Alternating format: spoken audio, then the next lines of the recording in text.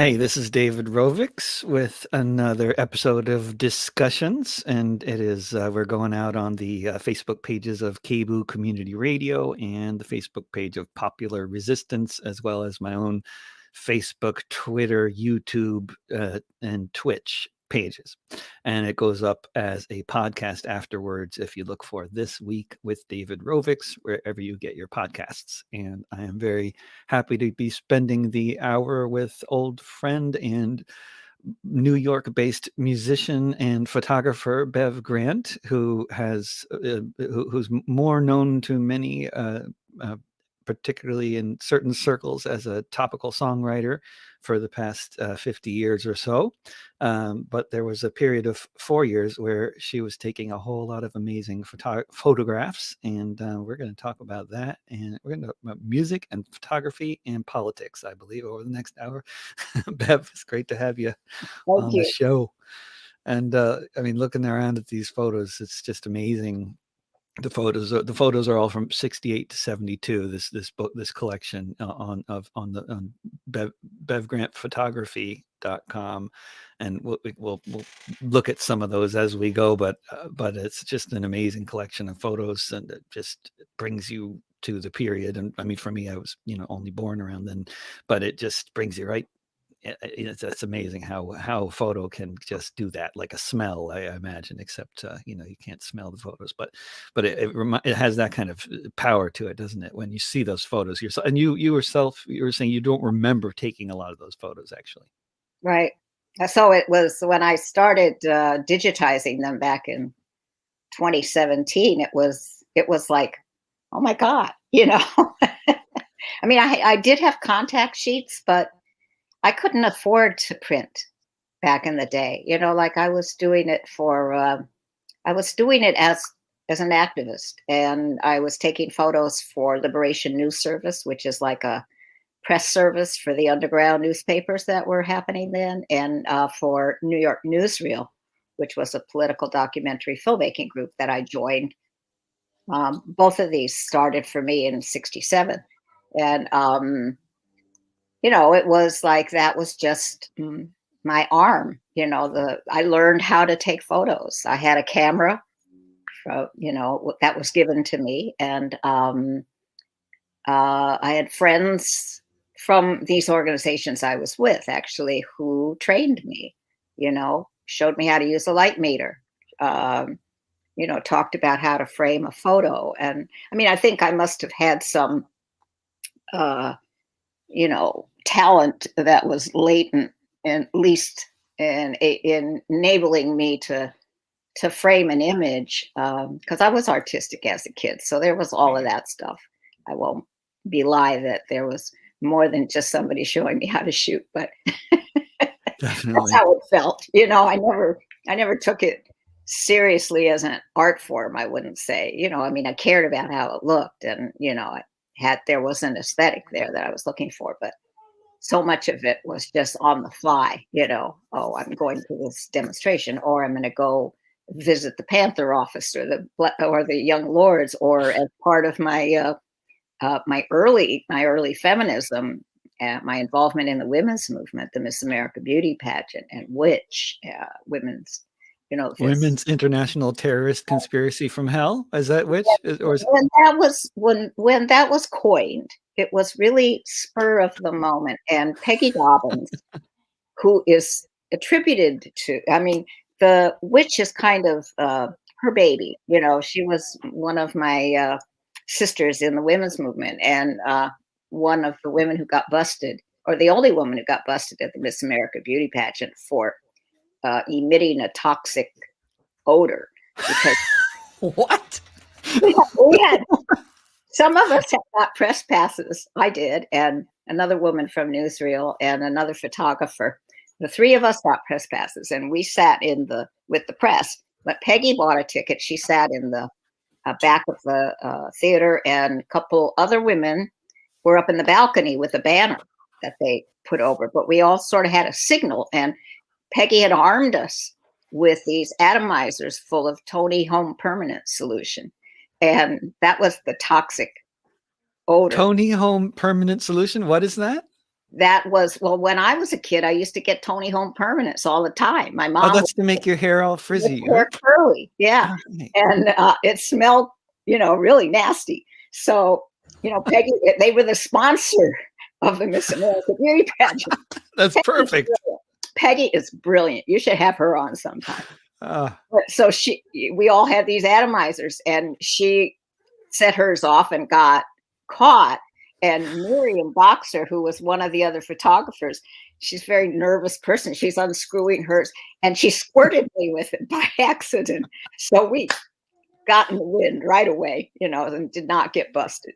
And oh, the women in the balcony put the banner over that said Women's Liberation. So there was all these things going on. It was a lot of fun.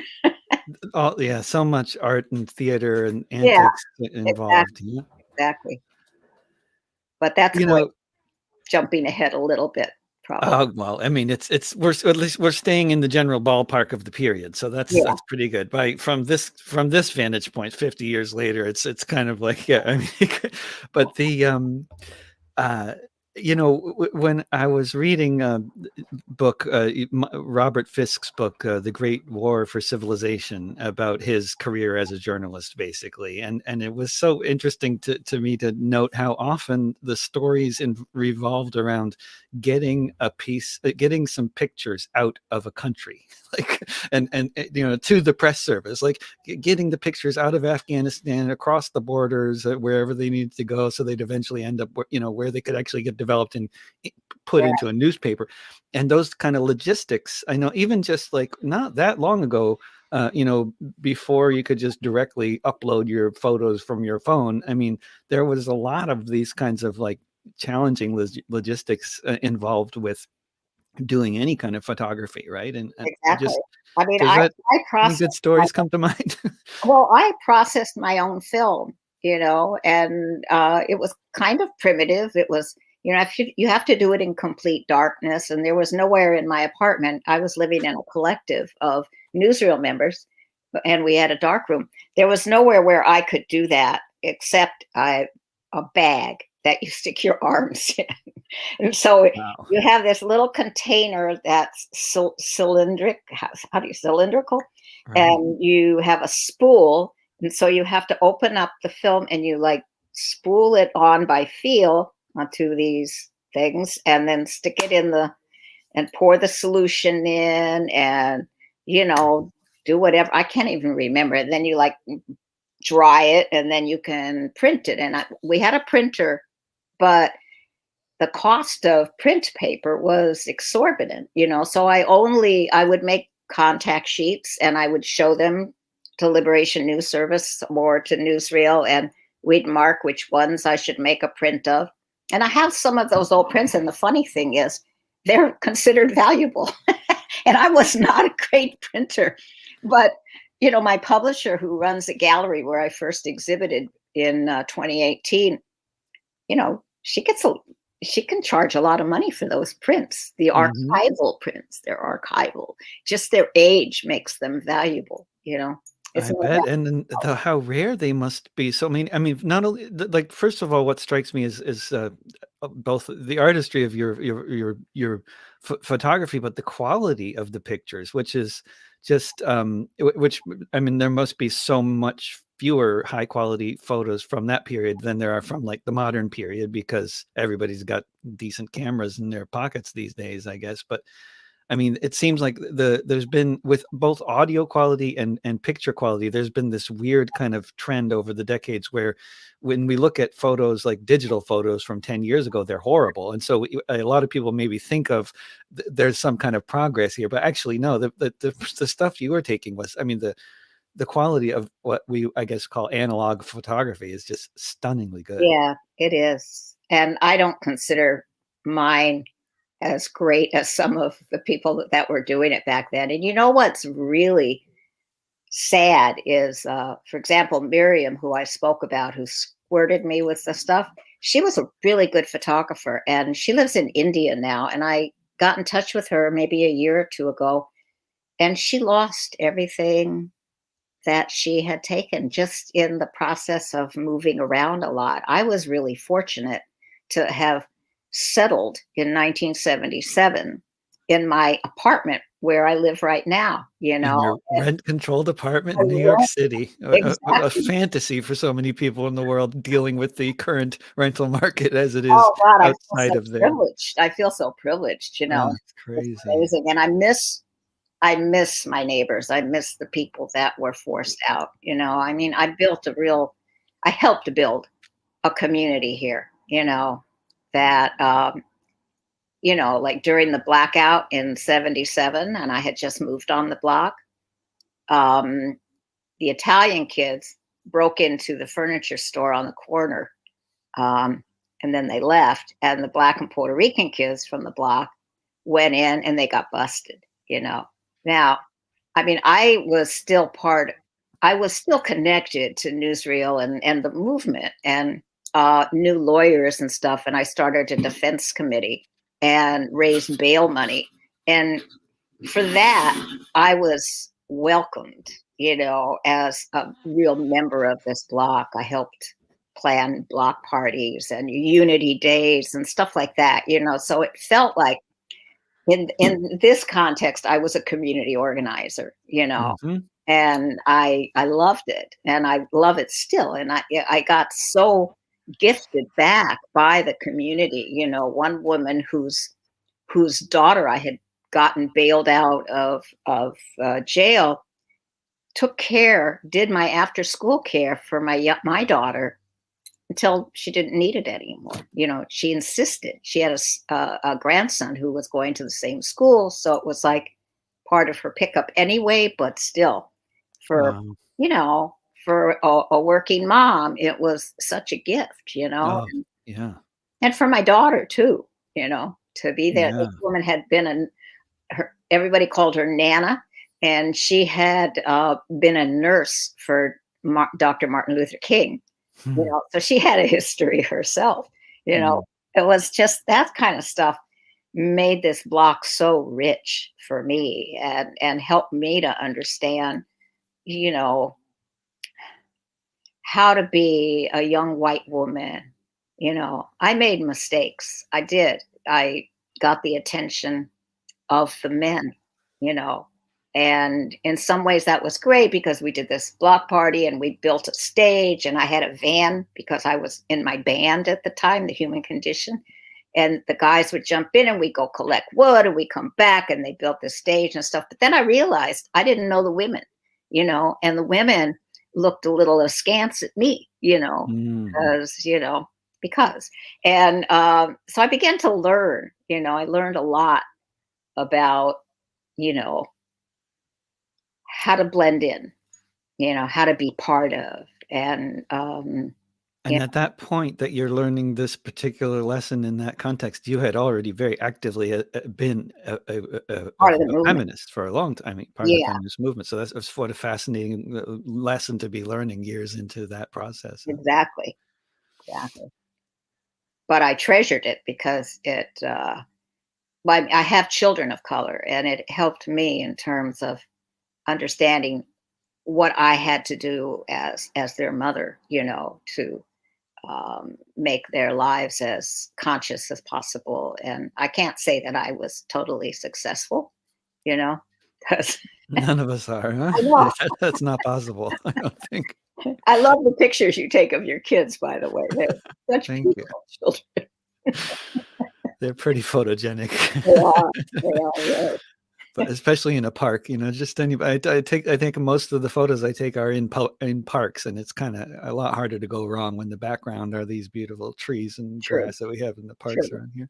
And I want to tell people that I grew up in Portland, where you live. Yeah, can you, talk about, and then did that what it relate in any particularly direct way to you getting into music and photography, or was that, Yeah. Well, because your parents, artists, or how did my dad played piano, and mhm, I had two older sisters and a younger sister as well, and two younger brothers. There were six of us. But the two older sisters and I formed a trio when we were in Portland called the Miller Sisters. And great. we performed on some television shows. The Heck Harper Show, we were kind of regulars on that for a while. That was a country western show. We were not country western singers. The only country western song we did was Tumbling Tumbleweeds. But we sang kind of pop songs, The Naughty Lady of Shady Lane and Pretty Girls Like a Melody. And I sang Elvis songs like Heartbreak Hotel and Blue Suede Shoes. And where did you do this? What venues Well, or what we stations? did it for the Shriners and we did it for the Sisters of the Eastern Star. Those were the first kind of gigs we had. Great. And we did it at state fairs and on TV, like I said. So, it was like we were active for, I would say, I started around when I was 10 taking guitar lessons.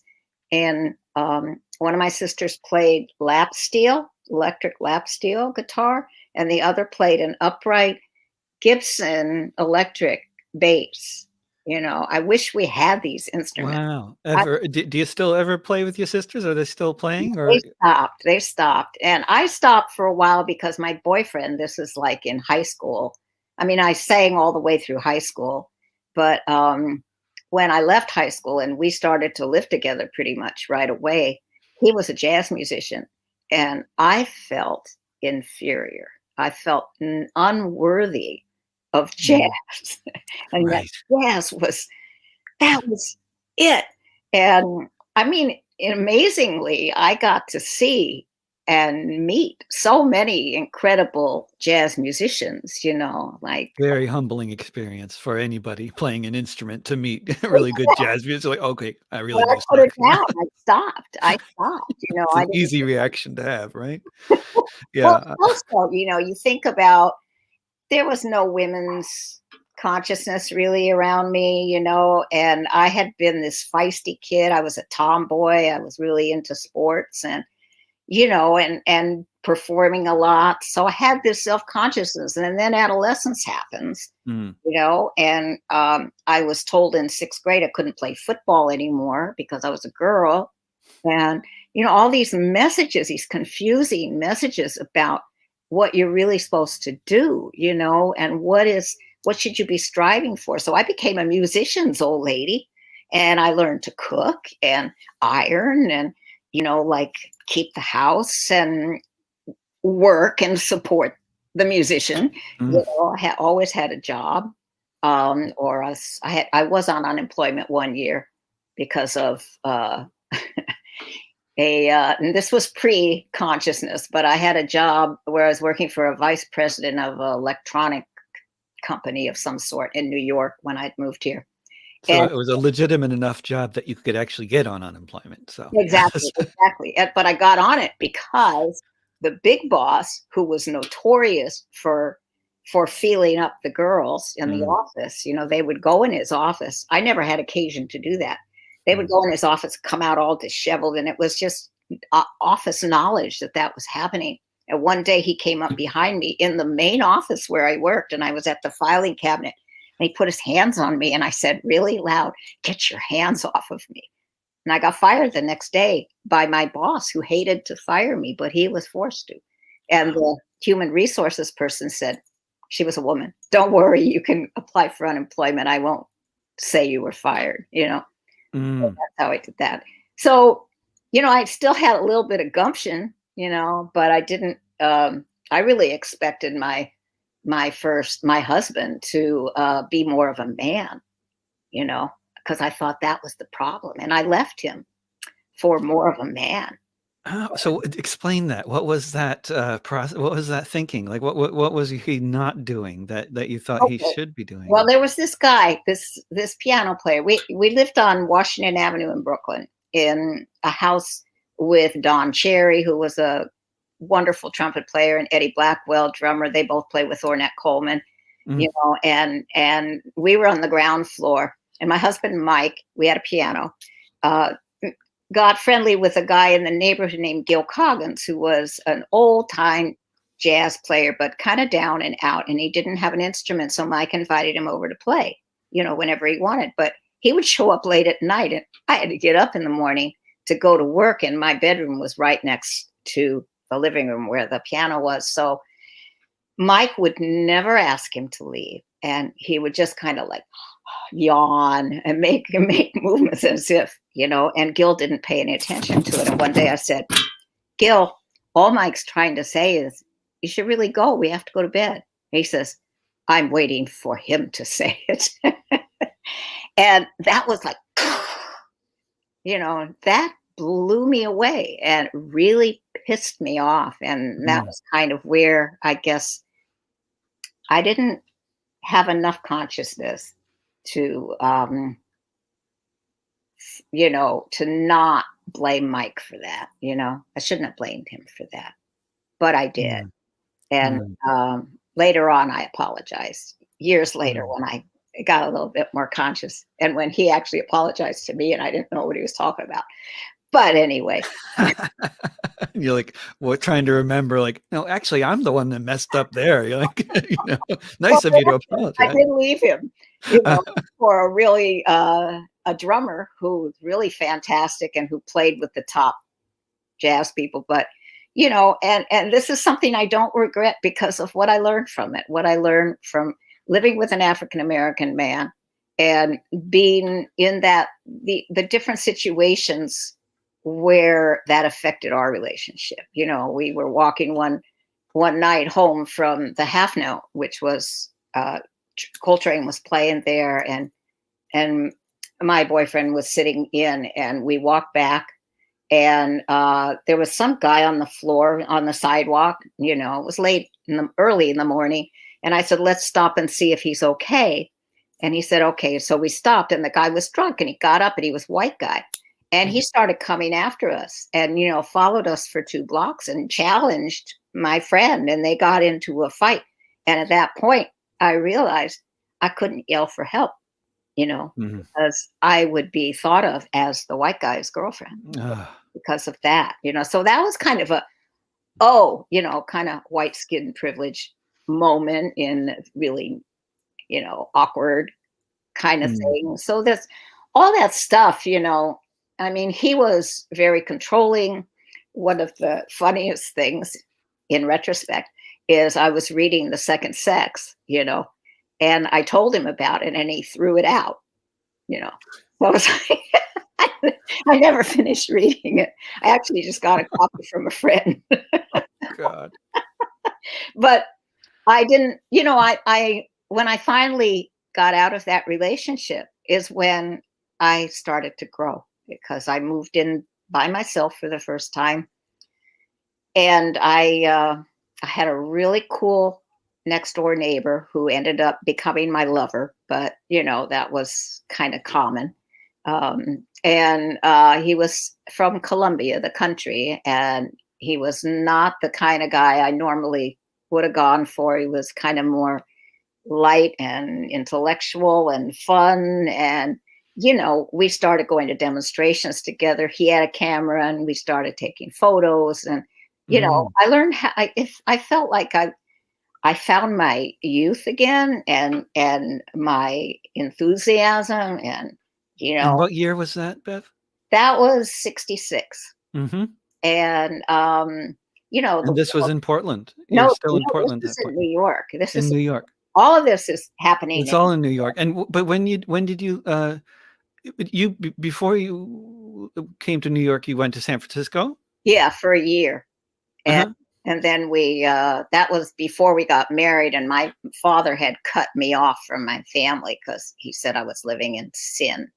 So I was feeling a little depressed. I gained a lot of weight. I was just going to work to support us, and I didn't have I had hardly any female friends, so. And that among so many of the people you knew at that time, I imagine that experience of being cut off from your parents for living in sin was not that unusual, right? I mean, was that that wasn't unique for you, right? There weren't so many people like me then, I think. I mean, me and my boyfriend, who I later married, like when we were 18, he brought me a book called Drugs and the Mind. So I read it and decided which drugs I was okay about taking, and we experimented together. And so there was that kind of, oh, and also that was when birth control became available, which I Mhm. think confused me because that to me was sexual freedom, right? And I think as I look back and think about who I was then, that's where I found my worth, if men were attracted to me, Mm. and wanted to and desired me. It's pretty sick when I think about it in retrospect, but it's true, and that a lot was fueled by the ha- being unafraid of getting pregnant. I went on the pill right away in 1960 when it was really strong, Mm. and really Yeah, and kind of a damaging. lot. Yeah. When I came off of it, I didn't have a period for a year and my womb had atrophied, Mm. so it's like, but I didn't know all of that, and it Mhm. gave me this freedom that was not especially, well, it was important, it was important. But I think it messed me up in terms of really finding what my freedom would be, and that took the women's movement to really to open my mind to go through consciousness raising, which I encountered in '67. That 67, was, and the photo collection starts in 68, and it starts with, I mean, some of the first, photos in the collection are from the women's movement, yeah? yeah, yeah, Let's, can we as sure. I look at some of these, I have, let's see, Go to the Jeanette Rankin Brigade. Jeanette That was Rankin. the first thing I photographed. That's that one right there on the right. Yeah, Jeanette Rankin Brigade March on Washington, and Right. yeah, That was not organized by us, the women mhm, in my women's group, but we did attend, and we attended it. This is Peggy Dobbins with uh-huh. colander on her head, the one who got arrested at the Miss America Beauty The Pageant. colander on her head, and so she is like an early, sort of precursor to the Church of the Spaghetti Monster. I mean, the outfit of of any minister in the Church of the Spaghetti Monster Well, I is a never heard. colander on your head. Just I know there are people watching who know this. I'm not. But I'm not. she was This is not something definitely I'm just making up. she was definitely into guerrilla theater, and so was Kathy Barrett, who's the other Great. one. Kathy Barrett was part of a guerrilla theater group called the Pageant Players. And do you know Professor Louis?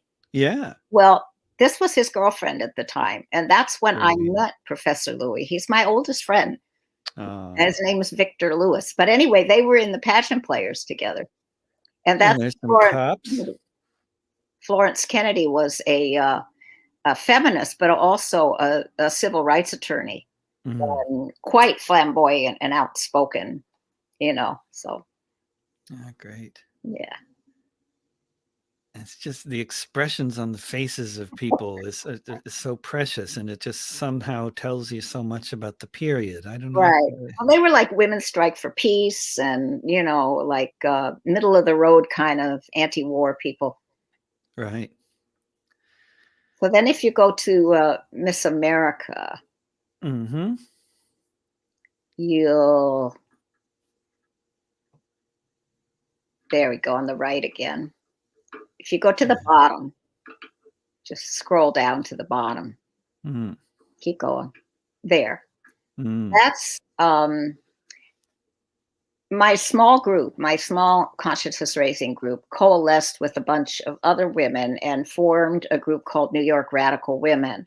And we met weekly, I think, in the SCEF office, the Southern Conference Educational Fund office. I think Ann Braden um, was involved with that. And they were doing support work for SNCC, for the Student Nonviolent Violent Coordinating Committee, and all the civil rights stuff that was going on. Basically, a white organization, but definitely doing support work. And this is we did a combination of consciousness raising in this group, as well as Kathy Amotnik, who was a member and was actually the office manager at SCEF, which is why we were meeting there.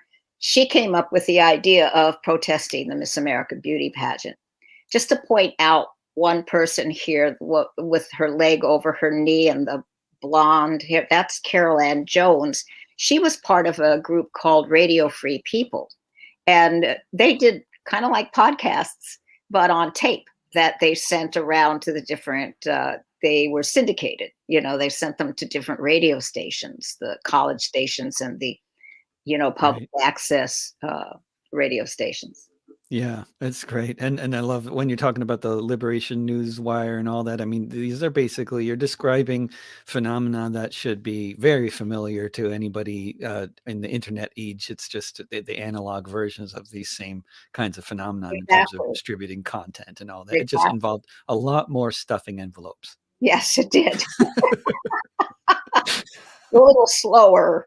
A lot slower, but I really miss those work parties when everybody, I mean, not that I participated in that many of them, but I'm sure you did, where everybody's at that time, where you're spending all hours and hours together doing menial tasks like stuffing envelopes and stuff, Well, I that did kind a of lot thing. of that in my jobs too, Yeah, right, 'cause right.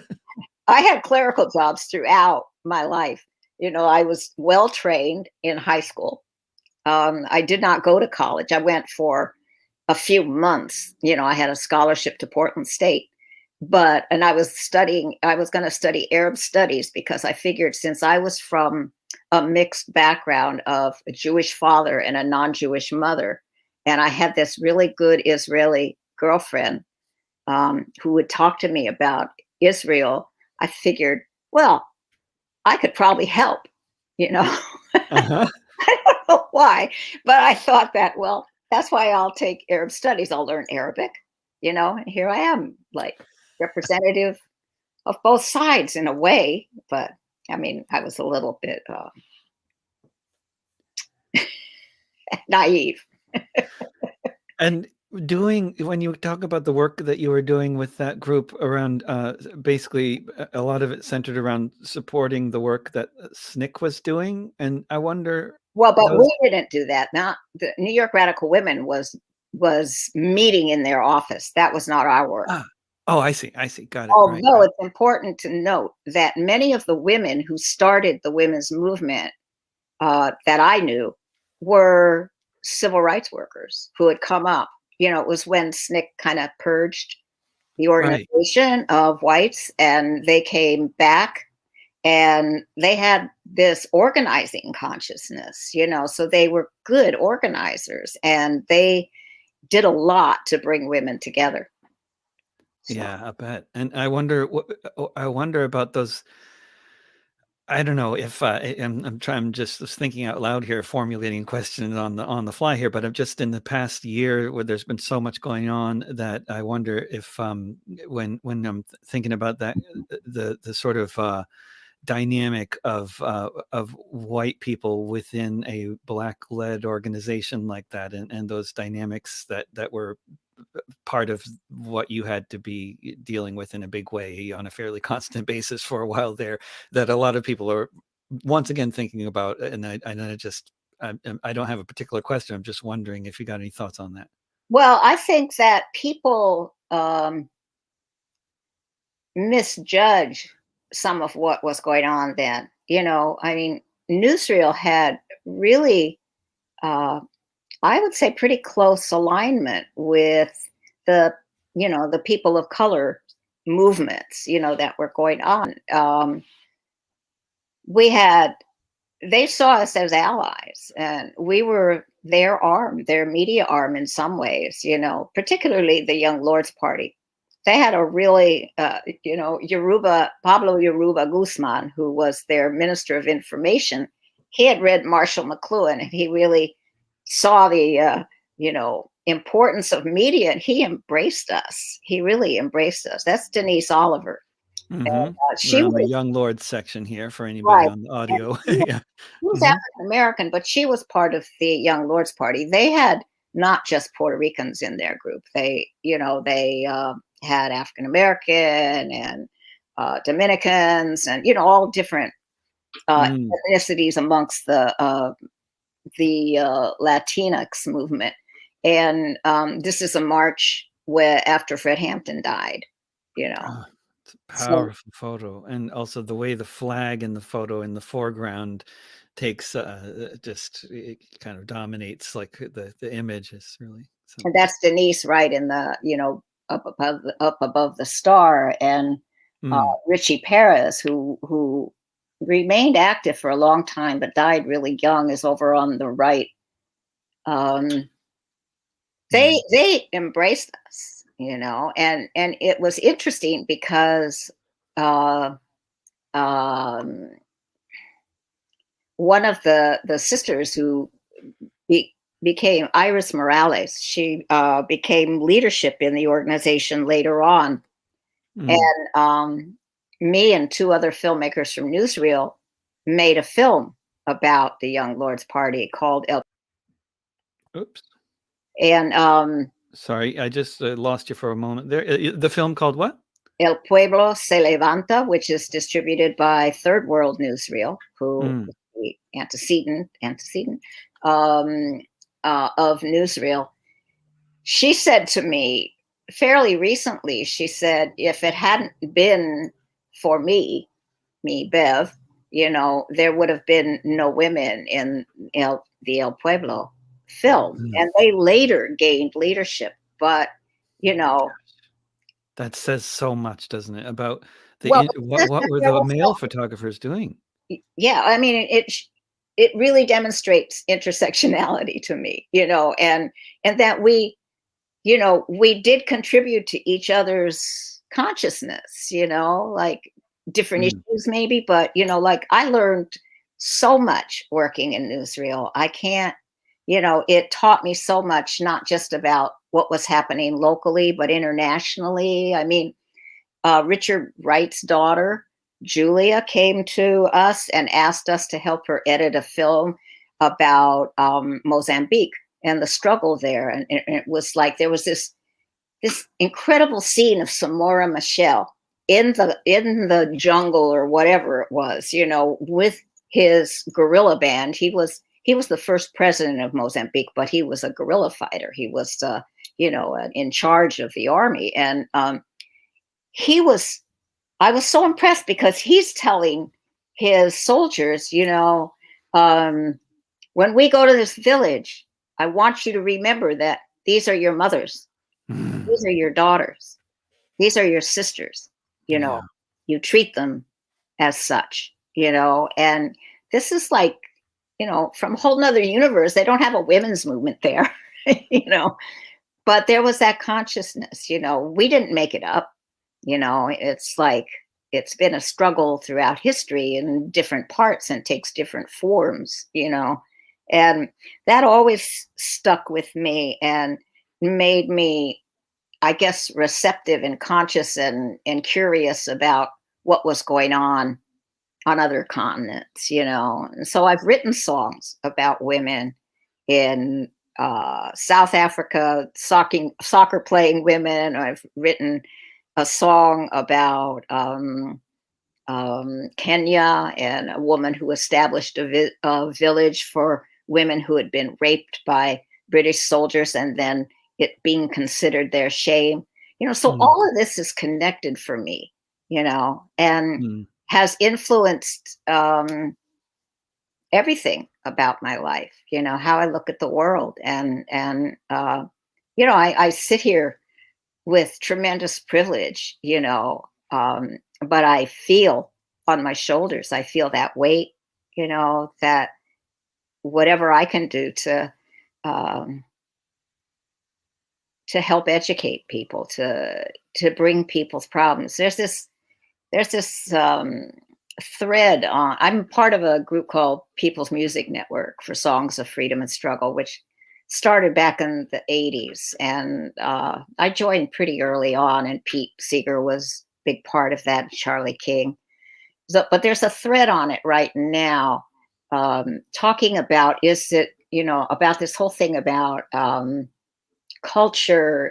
What is the word? Not assimilation, culture, like taking somebody else's culture oh, and cultural appropriation. appropriation. I saw that thread. I haven't read any of the messages, Well, but I saw the subject coming yeah, up. they were responding to a song, and I forget who wrote it. That's written in sort of say it's about a Jamaican woman or a West Indian woman or something. It's written in the dialect of, is that okay? I say no. I mean, I think it's fine to use musical styles and appropriate, but I would never feel comfortable about singing in somebody else's dialect, Mm. I'll sing in Spanish, but that's Yeah, Spanish. that's nice that you put it that way, because I was always trying to I was trying to nail down what was it that made me uncomfortable, and what is it that doesn't make me uncomfortable about these different kinds of ways of playing music from different cultures and around the world and all that. And that is it. That's it. You nailed it right there. It's when I mean, at least as far as the whole thing of hearing white people singing Caribbean music, it's not playing the music, it's singing in the dialogue. Why do they have to do that? What is the point there? Why Yeah, not use their own accents? it just makes me churn inside. Yeah, me too. Me too. But I never was able to understand. I was never able to express exactly what it was that was making me churn. But because it's an emotional reaction, right? And you realize Yeah, this is wrong. This is yeah. wrong. I can tell this is wrong. I can't, but I couldn't explain it. But now, Because yeah, it that's feels it. like they're making fun of it in a way. Yeah, Not even if they're that not, they it's are. just like why? Why the accent? Yeah, yeah. All right, now we got that one set. Yeah, I'm glad we got that covered. And by the way, speaking of People's Music Network, and there's going to be the PMN summer conference is happening online during the first weekend of June, and I'm sure we'll both be there. I think I was just got Okay. an email about doing a workshop in it, so I'll probably be seeing you there on at peoplesmusic.org, I think. And speaking of websites too, at you're on you're doing a fun a go there's a GoFundMe page. If people look for Bev Grant photography, it'll come right up, and where this book that of amazing photographs is dependent on a crowdfunding campaign being successful before it's going to become a physical book, I believe. So people should donate to that if they Getting like. close. It's getting close, but we Yeah. could sure use some more money to help with the promotion and stuff like that, and get the final push out there. And I hope to be coming to Portland sometime in the fall. Oh, great. I hope we can see each other. I hope so. Yeah, when book tours are happening again, Yeah. is that gonna be a book tour? Is that the Well, yeah, I'm gonna combine it with my family is out there still. I've got two sisters and a brother and zillions of nieces and nephews. In fact, some of them you may know. I mean, Michael Allen Harrison is a piano player who does a lot of charitable and wonderful work in Portland and is pretty well known. And Tom Grant, my brother-in-law, is a well-known jazz piano player in Portland. And Brian Harrison, another nephew, is a rock and roller. And although I think he's going into other branches as well. So it's wonderful when I go out there. I hang out and play music with them as well, which is fun. But Bev, let's show a few more photos. should we show some more photos? Yeah.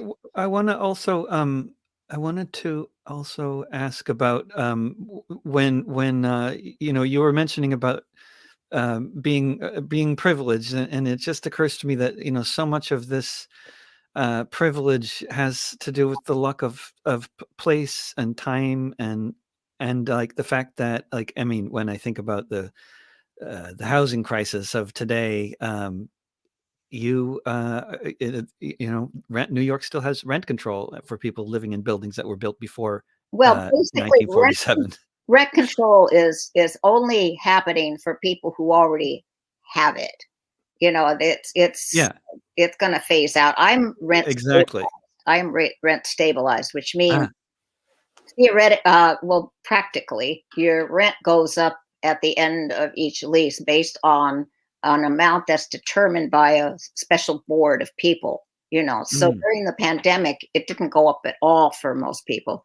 But when it goes up for me, I don't get that increase in the rent that I have to pay. The state subsidizes the rest of what the increase is in my mm, landlord's taxes. So, mm. I've been flat out, with my 600 and some dollar rent for a 4-room apartment for Right. years. since I turned 65. And And then what have you seen when did the neighborhood start changing as a result of all the rents going up for everybody else? And like, what has that transformation, looked like? well, my block was predominantly Black and Puerto Rican. Okay. And Mhm. I moved here in 77, sometime in the late 80s, I guess early 90s, it started to change. And you know, it was partially that the rents went up, but it was more that the speculators were coming around trying to Mhm. buy properties. And there were some, there was there were two Puerto Rican families, and they were somewhat connected um, familiarly. And they each sold their homes. I think they probably got about $70,000 for them, right? Well, those Mhm. homes have now been renovated very quickly and go for over $1 million, maybe up to three.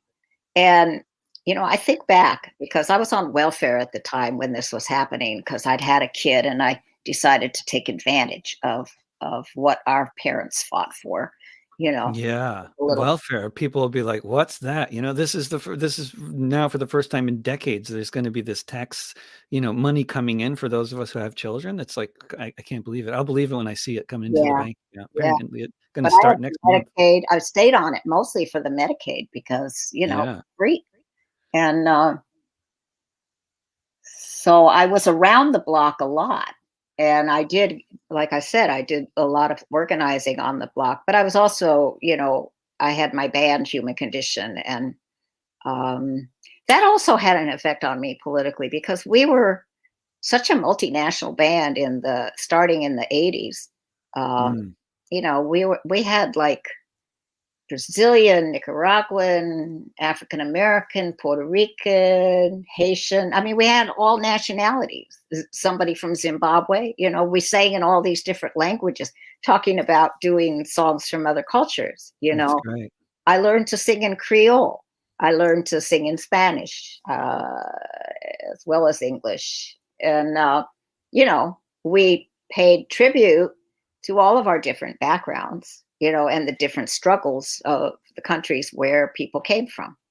And that was amazing, you know. Mhm. So, And the experience of playing for audiences that are, from the kind of like, who have had the experiences that you're singing about, and exactly, then seeing how they react to that. exactly. That's better than any review you can ever get, isn't it? Yeah. We went to El Salvador in 88, which was Mm, the period when the Arena Party was coming in and the Social Democrats were going out. So it was this sort of bubble, and the FMLN, together with the university, organized this huge Nueva Canción festival and mm, got in touch with us and invited us to come there.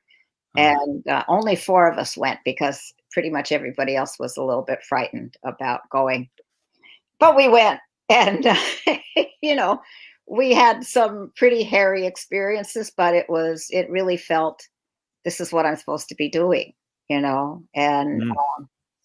I That's right in the midst of the civil war in El Salvador, a year yeah, before the November offensive of 1989. yeah, yeah. Jeez. And there was rubble. There were bridges that had blown out. We went out to a town called San Miguel. There was just maybe four or five acts that traveled there. The whole group itself was maybe 10 to 12 different, acts from different countries in Latin America and Central America and US. And Holly Near was on that tour, but she Mhm. didn't come to San Miguel with us. And we got there and they were setting up a stage in the plaza, the town plaza, which is center of town, always has this, square kind of thing. And then they took us to this motel, which consisted of kind of stucco buildings without glass in the windows, just plain cutouts for windows, dirt floor, and a bowl that you washed yourself with water, right?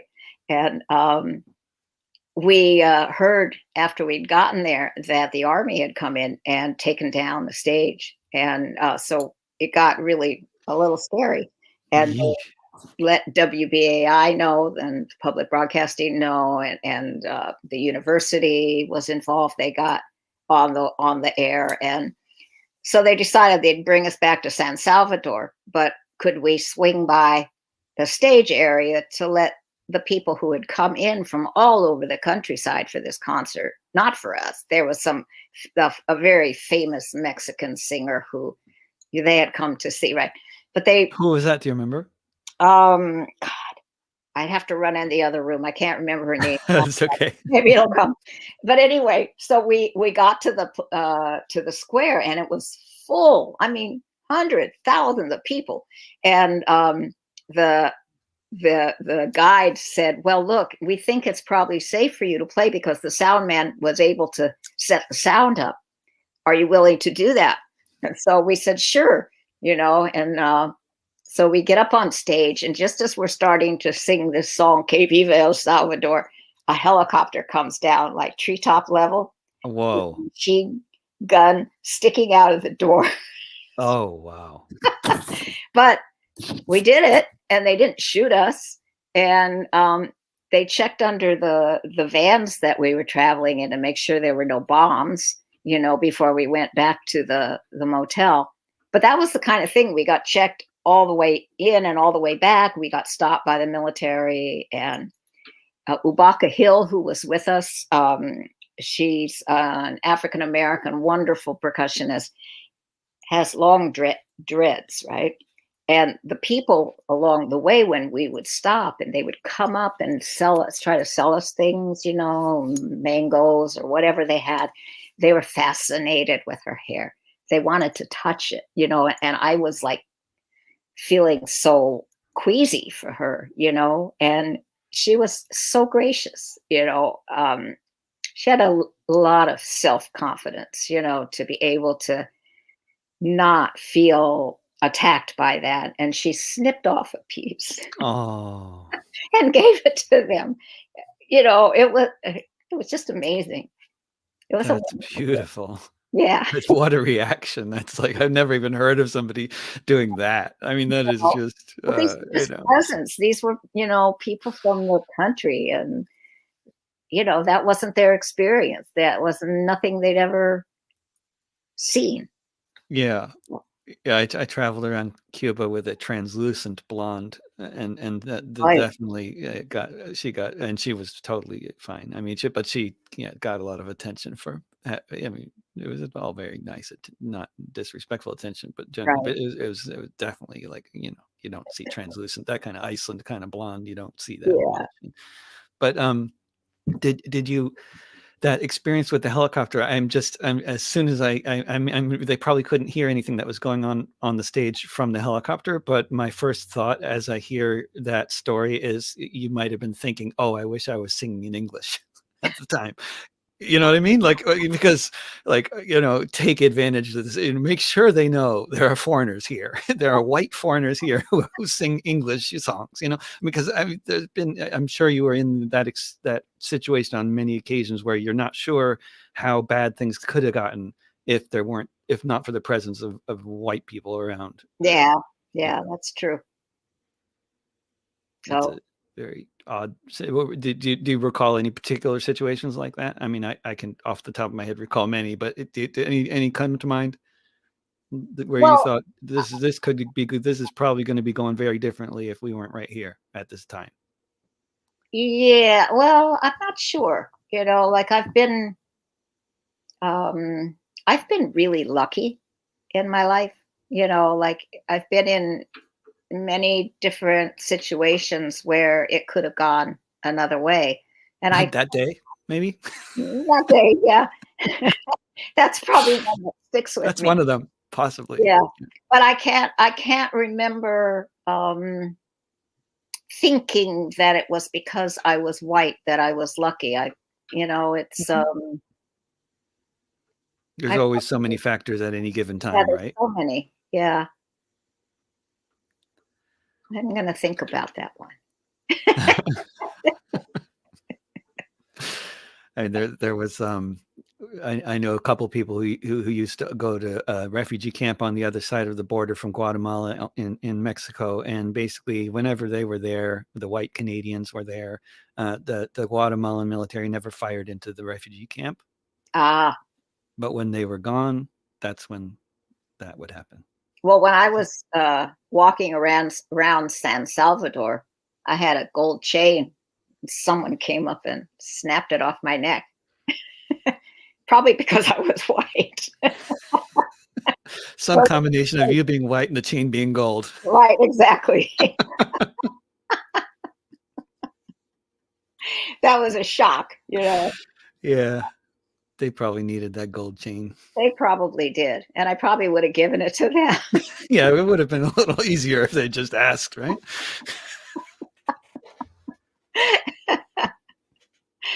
Oh, boy. So despite the fact that the book isn't actually fully funded yet, you are actually making plans for a book tour, or more just Oh, visiting yeah, friends and definitely. family. Probably in the fall. I mean, the book is designed. We're just now editing the text. And the text, by the way, part of it's written by Joanna Fernandez, who wrote a book recently about the Young Lords Party called, she's a historian. It's called The Young Lords of Radical History. And she also edited Writing on the Wall, the selected prison writings of Mumia Abu Jamal. So she did this extensive interview and contextualized my life a lot. You know, like I told her that my dad had been in jail when I was born, and for selling tires on the black market. And she said, "Oh, well, that was part of the rationing law," you know. And I had never thought about what law it was that put him, so Right, because rubber was rationed for the war. Right. And a wonderful artist named William Cordova, who's the first person who really called attention to my photos. He lives in Miami most of the time. He's Peruvian American. And he bought about 10 of my photos early on, like in 27, right after I started putting them on Facebook, and became kind of a champion of my work, because he has work at the Whitney, permanent collection stuff. He just got a Guggenheim, Great. So he wrote this piece that, was sure made me feel good, Yeah, that's always nice.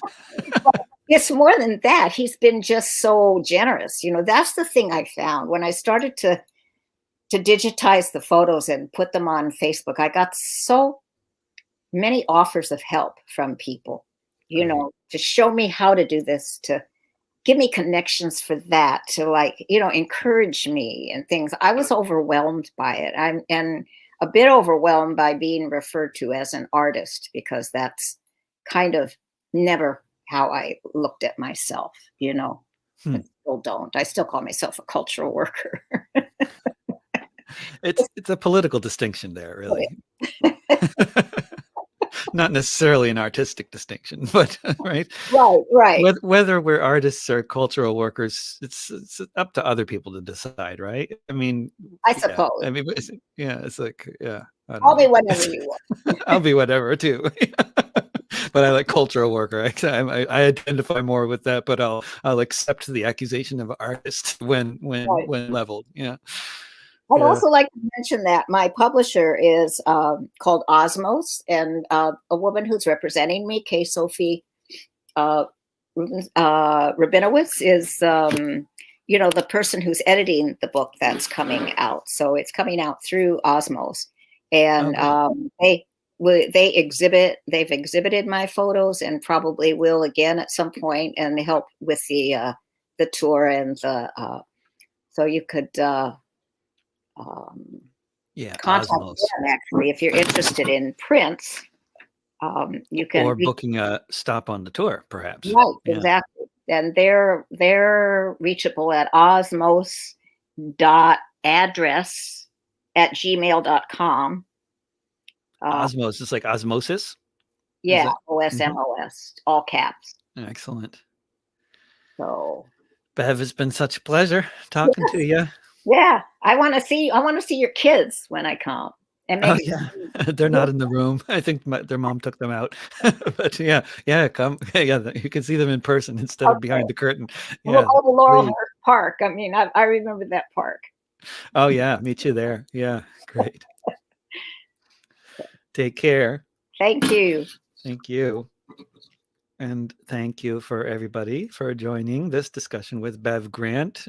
Check out bevgrantphotography.com and check out her amazing photos and amazing music. But the photos are coming out in book form sometime soon. And you can look for Bev Grant on GoFundMe for that as well.